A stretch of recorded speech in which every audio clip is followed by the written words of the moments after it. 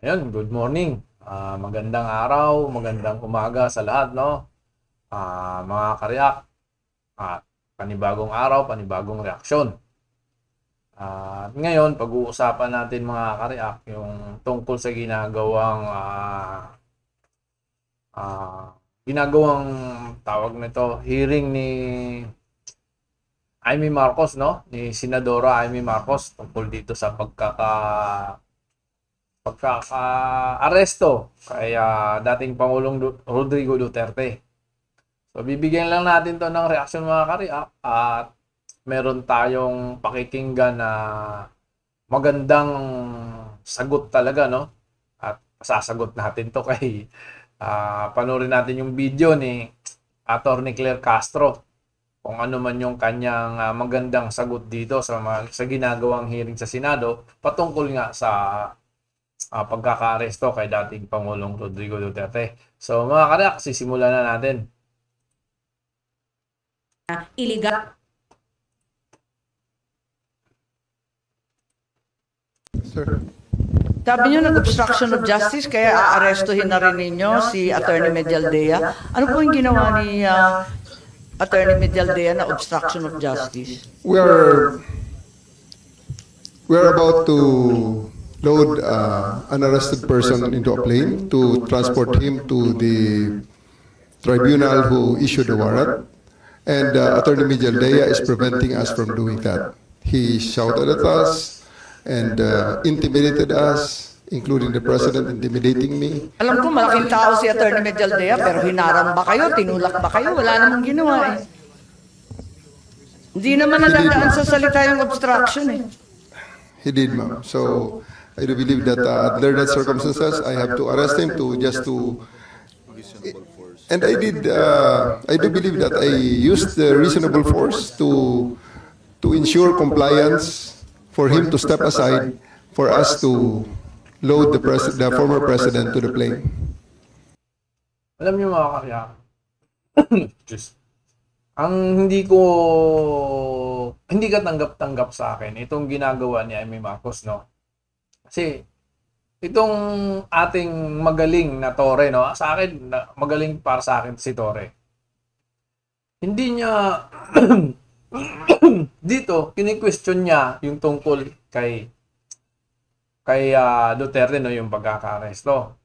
Pero mga karya, kung bakit hindi ko matanggap ito, yung si Sara nga, no, pinagsalitaan ng pamilya niya na si dating Pangulong Marcos Sr.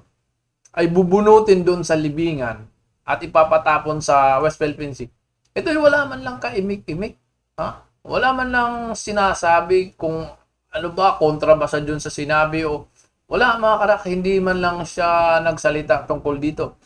At mayroon kasi siyang sinasabi din na tayo daw, sa pangyayari daw ngayon kay Duterte ay para tayong naging probinsya ng The Hague, no? Pero samantalang ang nakaraang administrasyon ay pumapayag na nagawin tayong probinsya ng China. Pero ito si Amy Marcos, mga karya, no? Hindi ko maintindihan ito. Kung sa akin lang, ayoko sanang panoorin itong kanyang ginagawang hearing na naaasiwa ako mga karyak. Pero para lang mabigyan natin ng reaksyon, no? Gusto ko rin bigyan talaga ng reaksyon itong ginagawa niya eh. Kaya ito masasabi ko sa kanya, tinatanggap niyang napakalaking utang na loob siguro kung ano man yung samahan nila ni Inday Sara, no? At saka may iba pa rito, si Jinggoy nagsalita din dito, no? Itong mga to kasi talaga, ito yung may mga utang na loob sa Duterte, no? Kasi ito kasama si Jinggoy rito, nagsalita rito tungkol kay Torre din, no? Na parang daw yung nangyari daw kay presidente, ay dating presidente, ay parang ganun din daw yung nangyari sa kanyang tatay. Kumbaga parang naaalala niya lang, kaya ito, kini-question niya si Torre. No? Pero ang akin dito mga karyak, yung kanilang mga utang na loob, eh talagang inaalang-alang nila para lang mayroon silang sabihin at may pakita nila sa mga Duterte na ito yung action nila. sa pagkakaaresto o sa sinasabi nilang maling pagkakaaresto kay dating Pangulong Rodrigo Duterte. So itong pinapakita nila ngayon, ito na yung parang ito yung bawi nila, no, sa mga utang na loob nila sa mga Duterte. So para lang masilipan sila na ito ginagawa nila itong pangyayaring to para lang pagkilala sa mga utang na loob nila sa kampo ng mga Duterte. So tuloy tayo mga karyak. So, yun lang yung obstruction dahil nagsisigawan yung mag-asawa. He is preventing us from doing our job of loading the former president to the plane. Hinarang ba kayo? Yes, ma'am. Anong ginawa? Nakikita naman sa video mo Ang eh. Nakikita nakita naman sa ko video. lang, pinipilit niyo iposas, hindi magkasya yung posas. Yes, that's one thing, ma'am. He's blocking my way. He is preventing us. He actually placed another chair at the side with the president for the former president to sit, which is already very much delaying everything because the plane is already ready to fly. Ba't kayo masyadong nagmamadali? We are going. Una-una, ma'am, ang Anong pakialam mo? Police matter yan, no? I mean, police matter yan eh. At yan, no, si Torre, sa akin, si Torre, hindi niya naman gagawin yan kung hindi utos ng superior. Bakit si Torre ang pinagigitan mo ngayon? Diba? Ako, makikita naman talaga natin na ito police matter. At mabuti nga, itong mga ginagawa ng ating mga kapulisan ngayon, no? Na nagagawa nila yung kanilang trabaho sa pag-aaresto, sa ano man yung mga krimen na nasusugpo nila, ano man yung mga illegal transaction na nasusugpo nila, na walang collateral damage, walang patay, no? Dapat yun ang tatandaan nyo. Hindi yung ngayon, hinahanapan nyo ng butas. Maganda ang ginagawa ng pulisya. Hinahanapan nyo pa ng butas. Itong pagkakaresto kay Duterte, ito ay hindi ito gawa ng ating gobyerno. Ito ay gawa ng ICC. At tayo'y nag-comply lang.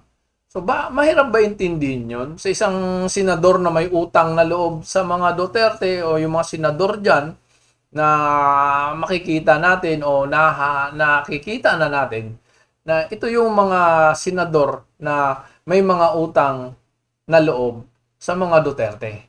Sige, mga karyak, tuloy yung tayo. reglementary period, mamalasin naman kami pag hindi namin ginawa ang trabaho Bakit? namin. Anong reglementary period? Anong period yun? The Article Dahil sinabi na 125, nga ni Executive Director sa ating PCTC na diffusion lang naman yun eh. Wala nang commitment pinag-uusapan dun eh. Wala nang red notice, pambira eh. there is a warrant. Takal na ni Arnie Tevez. Ito mga karyak, ipinapasok niya sa ibang tao. So parang talagang, di mo, dinadamay pa yung kay Arnie Davis. Tama ba to na gawan mo ng paraan para isumbat mo yung isang kaso doon sa ibang bansa na hindi naman ICC ang gumawa. Hindi naman ang CC ang may kumbaga wala namang kaso sa ICC yun. Itong kay Rodrigo Duterte may kasong murder sa ICC, no? Si Tevez sa atin nagkaroon ng problema sa bansa natin. So parang sinasabi niya na kung si Tevez nga hindi natin makuha-kuha doon sa Timor-Leste, itong mga kapulisan natin, no? Alang-alang si Torre pupunta doon. Nandito si Duterte, normal. Si Torre ang nakaharap niya.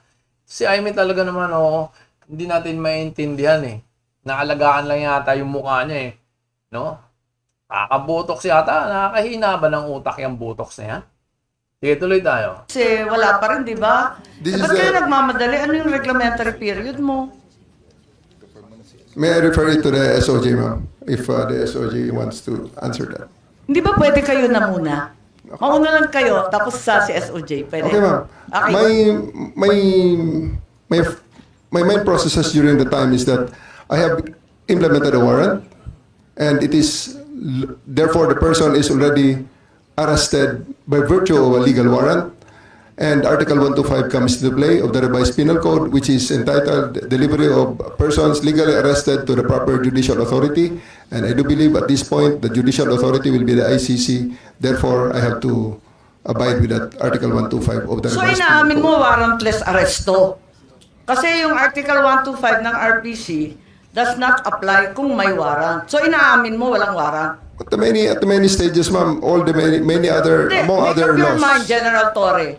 Warrantless arrest ba to o may warrant? Kasi ang liwanag naman ng Article 125 ng Revised Penal I do Code. believe that I have a warrant at this time. I just don't want to be. Hindi walang reglementary period. Mamili ka. Kapag warrantless arrest, edi may period. Kapag may warrant, walang period. Just the same, ma'am, I have to deliver Hindi him to the pareho judicial yun, proper kapatid. authority. Hindi magkapareho yun. The reglementary period only comes into play when there's a warrantless arrest in accordance with Article 125 of the Revised Penal Code. Di po ba? At saka may kinalaman yun sa delivery of the accused and arrested. Di po ba? And I'm being cautioned by the DOJ, ma'am, that it may be sub judice already to discuss that because of the habeas corpus pending in the Supreme Court, ma'am. Pati ba naman ang Revised Penal Code, naging executive session? Pambihirang buhay ito. Okay. Sabi niyo, nag-obstruction of justice, kaya aarestuhin na rin ninyo si Attorney Medialdea. Ano po yung ginawa? Hindi niya ba napanood sa video, no? Kitang-kita naman natin na pumarang, pinigil, at hindi pumapayag si Medialdea na isakay na. Kaya nga, doon mismo, kung imumulat niya yung mata niya, kasi ito si Jaime Marcos, parang may gustong puntuhin dito eh. Imumulat niya, kitang-kita naman natin sa video na si Medialdea talaga naman ay humarang. Kaya hindi makalapit si Torre. Kaya pala, itong si Torre na nagsalita na huhugutin ko yan kapag hindi. Ibig sabihin pala, hindi pala patungkol yun kay Piarati. Yun ay patungkol kay Medialdea na humaharang. So, ang gusto niyang sabihin doon, nung naririnig natin na parang nagsasalita dyan sa malayo nung siya ay lumayo ng bahagya, ang patungkol pala doon ay kay Medialdea yon na gusto niyang hugutin para may sakay na si dating Pangulo, no? Kaya itong ginagawa kasi ni Amy talaga, parang mayroon silang nakahandang video na parang pabor sa kanila yung video yung pinapakita. Pero hindi ko alam kung nandito yung video niya, no? At sa isang video. Ayoko lang kasi ayokong pahabain makita yung mukha nito. Kasi talagang ako hindi ko talaga masikmura kung ano may yung ginagawa niya ngayon na parang inuulit ko na nga na kung sa pamilya niya, mayroon ng mga salitang hindi maganda at hindi tayo nakakarinig sa kanya. Samantalang ito, pilit nilang binubutasan, no? Pilit nilang magpakita ng kanilang galing. Nagagaling-galingan, nagpapakita ng galing, no? Samantalang sa kampo lang naman ng administrasyon ngayon, no? Sa kanyang kapatid o ading na tinatawag niya pa, ading-ading. So parang hindi naman natin nalalaman kung nag-uusap ba sila o hindi kasi yung sa pagkakalam ko may mga tanong siya na parang dapat ang tanong ay para sa kapatid niya, hindi para dito kay Torre kasi may mga tanong, alam ba to ng presidente? Ay nako, hindi ko alam kung ano yung direksyon, ano? Kung ikaw ba'y Marcos o Duterte. Yun na. Okay, tuloy tayo. Ni Attorney Medialdea na obstruction of justice. We're about to load. Warrantless arrest ba to o may warrant? Kasi ang liwanag naman ng Article 125 ng Revised. Ayun mga kanak, no? Ganun lang kaikli yung ating video pala, no? Kasi kahit kahapon mga karyak, ayokong panoorin eh. Kasi dito pa lang, ito yung napanood ko una. So ayoko nang pahabain kasi hindi ko talaga masikmura o hindi ko gustong makita yung mukha ni Amy habang kinokontra ang ating gobyerno, no? So, yun nga, inuulit ko, pamilya na mismo niya ang pinagbabantaan, pinagsasalitaan ng hindi maganda, pero kita mo yung mukha niya, di ba? Wala siyang ginawa, wala siyang salita. Pero dito, ito po, nakikipapil lang, no? Mga kadak, ngayon, panoorin natin si Attorney Clear, no? doon natin maririnig yung magagandang salita patungkol dito kay Amy Marcos. So mga kareact, sisimulan na natin. Ang naging pag-aresto sa dating Pangulo dahil wala daw po itong warrant of arrest mula sa korte dito sa Pilipinas. Ang tawag niya daw po dito, extraordinary rendition. Ano pong sagot ng palasyo dito? Siguro yan po talaga madidinig natin dahil talaga pong yan ang magagawin nilang depensa na walang warrant of arrest sa in-issue ang lokal na court, local courts dito sa Pilipinas. Pero tandaan po natin, inamin naman po at maliwanag naman po na sinabi ng ICC na may warrant of arrest. So tayo sumusunod lamang kung ano ang sinasaad ng batas sa RA 9851. RA 9851, nakahapon din po paulit-ulit, halos parang 2 beses nga pong babasahin ni DOJ Secretary Boying Remulla. Pero may argumento pa rin sila na sinasabi na dapat pa rin daw po dumaan ito sa local court and pinapalutang din na hindi daw po sapat yung 12 hours na inilipad agad ng Pangulo papuntang The Hague, Netherlands. Actually, ganito po yan, ganito. Kung yan ang nais nila dahil gusto nila sundin ay yung Rome Statute. Hindi na po kasi tayo yung miyembro ng Rome Statute. So anong dapat natin na gamitin na batas? Ito po, mayroon po kasi tayong sariling batas, yung RA 9851. Kung saan sinasabi dito, doon sa Section 17, maliwanag naman po kasi yun, na we can surrender, prerogative po ito, na pwedeng gawin ng gobyerno, ng pamahalaan, ng administrasyon, na isurrender or extradite. Pero may nakalagay sa Section 17, kung mapapansin nyo, ang nakalagay po doon ay to surrender or extradite to the International Court, if any. So wala pong nakasaad doon na may dapat na sundin tungkol sa extradition treaty. So, kapag ka po isusurrender sa state, iba po kasi pag international court or sa state. So, basahin ko na lang po para masigurado tayo. Kailan po? 17. Okay. Ito po. Ito po yung nasaad eh. Okay? The authorities may surrender or extradite suspected or accused persons in the Philippines to the appropriate international court, if any, or to another state pursuant to the applicable extradition laws and treaties. So, kung isusurrender natin sa state, hindi sa international court, dapat sumunod po sa extradition laws. Pero kung sa international court, wala po sinasabing ganong klase na kondisyon. So, ito yung tinanong din po natin kay Justice Carpio. Kung ano po ang masasabing interpretasyon dito. So, nung sinabi po, makikita po natin sa paggawa ng batas na to, may comma po kasi. Pag sinabi natin international court, comma, hanggang doon lang po yun. So, yung pag sinabi natin applicable extradition laws and treaties, applicable siya kung isusurrender yung suspect sa another state.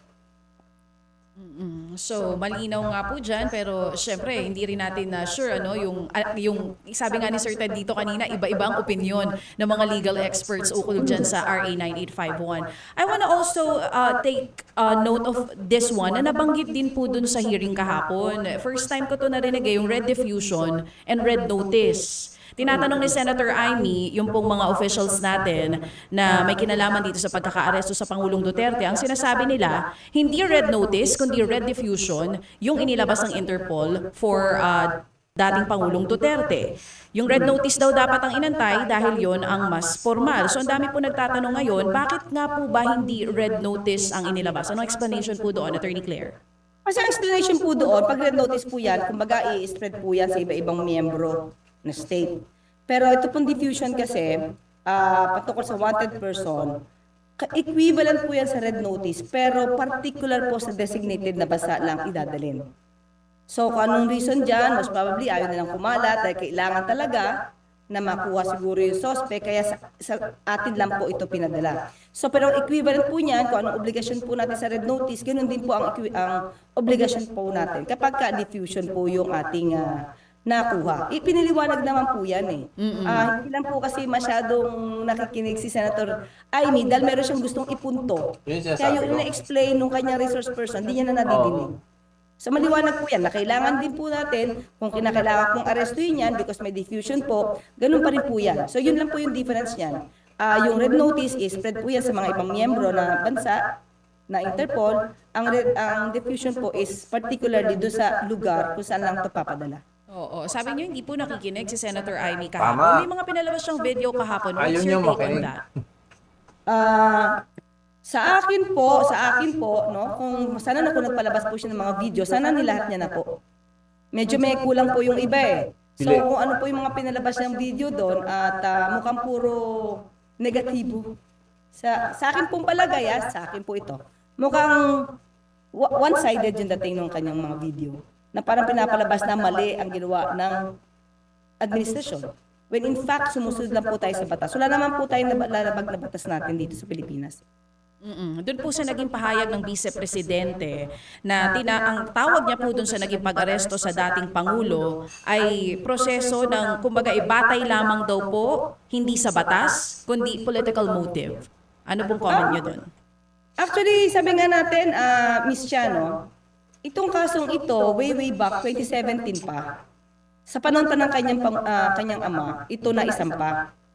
Kung nagkaroon po ng dapat na pakikipag-cooperate sa Interpol at sinusunod natin ang ating batas, hindi po yung pamumulitika. Iba po siguro yung kaso. Kung halimbawa ito mga reklamong ito ay sinampa sa panahon ni Pangulong Marcos at wala pong basihan. May mga complainants po kasi. So paano magiging pamumulitika ito? Noon pa po itong mga kaso, siguro dapat sundin na naman po nila or patunayan na lang po nila na wala naman po silang kasalanan. Yun lang po yung dapat dun. So, there's no political motive behind this. Kahit pa may mga balita po ngayon na lumalabas, na tila parang January pa lamang daw po, meron ng mga pag-uusap tungkol sa pag-aresto. Marami naman po usapin kahit po noong nakaraang taon. Oo, hindi Lagi naman. po sinasabi itong Hindi naman Senator takot. Trillanes na malapit na. Maski na nga si Justice Carpio, sinabi niya mukhang malapit na. September pa po yun. So, At saka nung lumalabas yung balitang yan, hindi man takot. Di ba? Hinahamon pa nga. Tapos ngayon, anong problema nila ngayon? Ito yung hinihiling nila. marami na pong ugong-ugong talaga. Pero hindi po kasi namin masasabing official until na ipadala. Although may mga sinasabi-sabi na po. Pero until ipadala na po sa Interpol yung pinaka-kopya po, doon pa lang siya magiging official. Iba po yung may alam ka na, pero iba po yung official na nakita mo na. At your stand is also the same stand with the DOJ Secretary at maging po ni DILG Secretary Boying Remulla na nagkaroon ng due process on the arrest at wala pong usapang political dito. Wala po, maliwanag naman po kasi hindi po sa panahon po. Dito mga karak, no? Pakinggan natin yung mga tanong nila, no? At paano sumagot si Atty. Claire. Dito, hindi nila mabubutasan si Atty. Claire. Napakagaling sumagot, mga karak. Panoorin lang natin. Kasi itong pilit nilang malituto si Atty. Claire, baka madulas kung ano man yung sabihin o pagkakamali man lang. Dito makikita natin yung talino ng ating undersecretary ng PCO, no? Magaling. So, makinig tayo mga karya. Ngayon po, ng kasalukuy administrasyon na buo yung mga kasong yan. Noon pa po yan. Madam Yusek, masisingit lang po ako. Bago po itong ilang katanungan, ano po ang inyong reaksyon, ng Palasyo sa sinasabi po ni Senator Bato na sana man lang si Secretary Anyo ay tumimbre sa kanila na mayroong impending arrest na mangyayari kay dating Pangulong Duterte upon arrival sa NAIA? Ngayon ko lang po nadinig yan, Sir Ted. Una, sabi niya po, sana tumimbre sa kanila si Secretary Anyo. Sana po nagkaroon man lang po ng Conspiracy kortesya gusto na ni Bato, magsabi sa kanila bilang dati ho naman ding miyembro ng gabinete. Words to that effect, ma'am. Bakit naman po niya aasahan yan? Ibig po bang sabihin ng mga tao sa gobyerno, dapat sila pinagsisilbihan? Galing. Parang hindi po magandang sa kanya manggaling yan dahil parang lagi na lang sinasabi na dapat may lakaran, dapat may palakasan, dapat may impluensya. Sinasabi yan, mga Tingin ko karya. po ang bawat cabinet secretaries, lahat po lahat ng public servants nagtatrabaho para sa bansa. Hindi para sa iisang tao o para sa grupo ng tao. Ma'am, totoo po ba na doon pa lamang sa Hong Kong, meron ng attempt umano na doon pa lang arestuhin na ang dating Pangulo? Meron. Kaso lang, hindi nila Sir alam. Ted, malabo po yung dating niyo sa akin. Ulitin niyo po. Sorry po. Meron pong lumabas na report sa mainstream media na doon pa lang daw po sa Hong Kong habang naandun ang dating Pangulo ay doon pa lang daw po may balak na doon sa Hong Kong pa lang arestuhin ng dating Pangulong Duterte? Wala po tayong nabalitaang ganon. Medyo siguro Pero dito sa aking vlog, mga ka-react, sa ating meron tayong pinanood na video na may nagsabing isang dating ICC prosecutor or judge, no, na ito yung binanggit niya na sa Hong Kong pa lang ay nagpadala na ng red notice habang nandun si Duterte nung nagpunta sa immigration.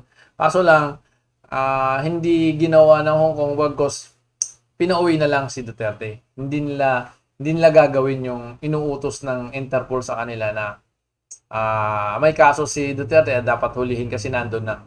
So, mayroon tayong isang video rito na natalakay na natin yan. So, tuloy lang tayo rito, mga karya. kalat-kalat lang yan dahil nung panahon na sila ay nandoon at nagkaroon ng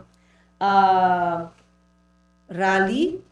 Parang ang daming masyadong police na opisyal na nagkalat. Siguro haka-haka lang po yun. Pero on the part po ng palasyo, wala po kaming alam na particular patungkol doon. Opo, doon po naman sa naratibo na conspiracy talaga ang lahat ng ito.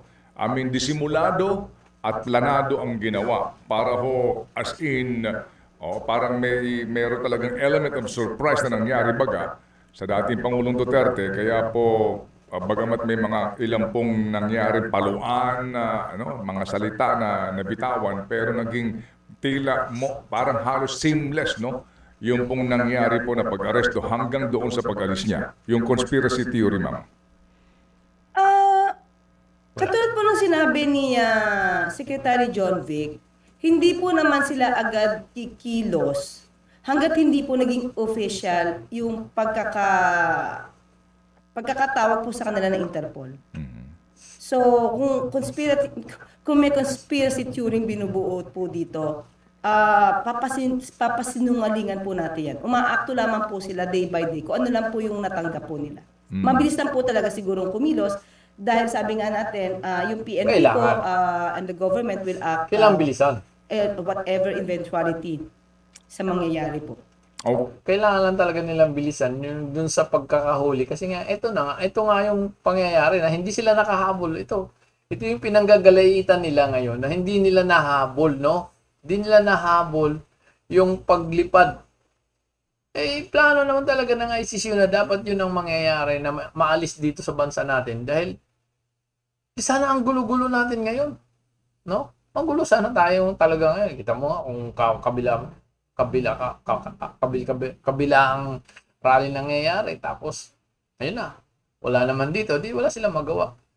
Kaya nga, ito yung pinanggagalitan nila na wala silang nagawa doon sa araw, sa oras na inaresto yung dating Pangulo. Kasi nga naman, planado na kailangan makaalis agad. Yun lang po. Opo, sige po. Ma'am, sige. So, dito po ngayon sa mga pending na habeas corpus petition ng mga anak ng dating Pangulo, DOJ na po ang siyang sasagot, ang magsisilbing abogado ng pamahalaan. Nagkaroon ho ba ng usapan ang Pangulo at si Solgen Guevara sa isyong ito? Actually po, alam po namin na he will recuse himself. Pero hindi ko alam bakit po nagkaroon ng ibang anggulo yung balita. At nung nakaraang araw po ay nakausap natin ng Pangulo at wala po siyang intensyon na pag-resignin po si Solgen. Meaning, ma'am, kagaya nga po ng tanong ng iba, nagkaroon ba ng heads up si Solgen Guevara na meron siyang posisyon na hindi po, kumbaga, taliwas, sa posisyon ng gobyerno? Hindi yun, Ted. Ano yun? Dati siyang DOJ Secretary ni Digong at si Executive Secretary Mijaldia ay tropa niya. Yun ang dahilan. Dito po sa arrest na ito, meaning yung kanyang pag-recuse na hawakan po ang kaso o to defend the administration, the government? Actually, sir, kung mapapansin niyo po yung kanyang manifestation, ang sinasabi lamang po niya ay wala pong jurisdiction ang ICC. Pero hindi po niya binatikos, hindi po niya kinontra kung ano man po yung naging aksyon ng administrasyon patungkol po sa pag-serve ng warrant of arrest at yung pakikipag-cooperate ng pamahalaan sa Interpol. Wala pong ganong sinabi. Okay, So, wala sige. po akong nakita na kontra po siya sa ginawa ng administrasyon. Okay, sige po. Ma'am, bago po natin iwan itong isyong ito, ano, inong hearing kahapon ni Senator Amy, ano po muna ang inyo pong masasabi sa sitwasyon ngayon natin na nag-hearing kahapon, ito pa rin po pinag-uusapan, may debate po sa legalidad ng pag-aresto at ngayon po nandun na sa Dahig ang dating presidente and bumubuo na po ng legal team. Bago natin iwan ito para meron po tayong kumbaga pansamantala lang ho na inyong salita, mga pananalita sa isyong ito. Actually, nagpapasalamat po kami na nagkaroon pa nga ng hearing. Dahil po mas napaliwanag po ng ating mga opisyal kung ano pa talagang pangyayari. Kasi kung marami po mga fake news na naglalabasan, maraming ikinakabit, ipinapahid sa mga cabinet secretaries po natin na kumbaga sinasabing involved dito. Napaliwanag po nilang mabuti at sana po ay naintindihan to ng taong bayan sa hearing na yan. Kaya po minabuti po talaga namin na hindi pagbawalan yung mga at inimbita po na magsalita. Hindi po tayo gagaya sa ibang administrasyon na hindi pinapupunta ang kanilang mga officers para hindi matanong. Hindi po natin gagawin yan. Kaya maraming salamat din po sa nangyaring ito dahil mas napaliwanag po mabuti kung ano talaga yung nangyari. Okay. Ma'am, ano po ang reaksyon ng presidente kung meron man dito po sa nangyari pong pagbabasura ng Court of Appeals ng Timor-Leste sa kahilingan po ng pamahalaang Pilipinas na ma-extradite ang dating kongresistang si Arnie Teves? Medyo nagulat po, pero syempre po, ibinato po itong issue na to sa DOJ po at nakausap po natin itong si Asek Miko po at medyo ikinagulat po nila kung ano yung naging decision po dahil 2 beses na nga po na nagkaroon ng desisyon ang Korte po ng Timor-Leste na pumapayag po sa extradition. Pero ito pong huli na nagkaroon ng apila because of technicalities na hindi naman po na-raise dati. Ito yata mga kareak, no? Parang umatras. Umatras yung mga testigo. So sana hindi mangyari kay ano to. Kay sa mga biktima ng drug on war. Sana hindi mangyari to sa ginagawang trial, no? Sa gagawing trial kay dating Pangulo. Yun ang kadahilanan kaya hindi natin makuha si Teves. Dahil nga doon, yung mga tumistigo parang matras na. So, ganun din yung gagawin nito kay dating Pangulo, no? Kung malalaman nila kung nasaan ang location ng mga testigong yan, malamang gapakin nila, no? Para umatras din. Tuloy tayo mga karya. Pero parang na-raise na lang siya sa apila. Sa atin po kasi, sa batas po natin, sa rules po natin, kapag ka po ba yung mga issue ay hindi na-raise sa appeal, hindi na po siya acceptable. Pero iba po yata ang nangyari sa Timor-Leste dahil yung mga issues about technicalities na na-raise lang for the first time ay nabigyan pa po ng pansin dun sa apila. So ngayon po, katulad po nung mga issue po tungkol sa death penalty, wala naman po tayong death penalty, although nasa Constitution, pero suspended po ito. At yung tungkol sa mga parole at kung ilan yung length ng imprisonment. Na ipaliwanag naman po daw ito ng DOJ sa hearing at medyo nabigla po sila sa naging decision pero mag-a-appeal lang po sila. Okay. So, yan pong official ngayon. A-appeal sila dito po sa pagbasurang ito ng request natin. How soon will that be, ma'am? Again po, sorry sir. Opo. So ito pong pinakabago, mag-a-appeal sigurado ang Philippine government. Sa Court of Appeals pa rin ho ba ito? Kung sakasakali, meron bang mga motion for recon ng mga ganun pong usapin doon sa bansang yon? Ang sabi po kasi ni Asik Miko, wala pa pong Supreme Court na masasabi kung saan ipa-file ang appeal ng gobyerno. Doon pa rin po sa Court of Appeals po ng Timor-Leste. Opo. Meron po kasing claim na ang isa sa mga dahilan kung bakit ito binasura ay dahil po sa bumaliktad yung mga testigo ng Estado, no? May recantation ng mga nangyari. Ito ba nakaabot na po sa inyo, ma'am? Hindi pa po nakarating sa akin kung may recantation ng mga witnesses. Ang nasabi lang po natin ay nagdesisyon daw po ang Court of Appeals ng Timor-Leste more on the technicalities daw po. Patungkol sa mga death penalty.